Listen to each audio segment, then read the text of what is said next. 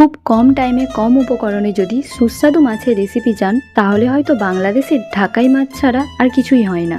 এই রেসিপিটা আমার বাড়ির সকলের খুব পছন্দের একটা রেসিপি।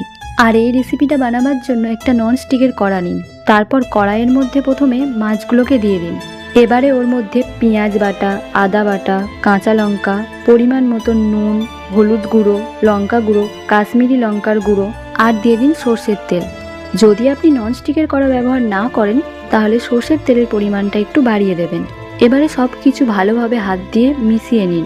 এবারে গ্যাসটা অন করে দিন আর যখনই মাছটা হালকা ফুটতে শুরু করবে ওর মধ্যে টমেটোটা দিয়ে দিন ও চাপা দিয়ে দিন।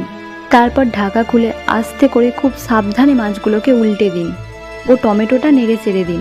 এবারে 3 থেকে 4 মিনিট পরে ঢাকা খুলে দেখবেন টমেটো ও পেঁয়াজ থেকে জল ছেড়ে দিয়েছে। আমরা এখানে আলাদা করে জল অ্যাড করিনি, তবে আপনারা যদি একটু ঝোল খেতে চান তাহলে একটু জল অ্যাড করতে পারেন। এবারে ওপর থেকে ধনেপাতা কুচি দিয়ে আরও একবার সব কিছু ভালোভাবে মিশিয়ে নিন। তাহলেই আপনার রান্নাটি কমপ্লিট। সত্যি বলতে গরম ভাতের সাথে দারুণ লেগেছিল। আর যদি আপনার রেসিপিটি পছন্দ হয় তাহলে প্লিজ একটা লাইক করে দেবেন।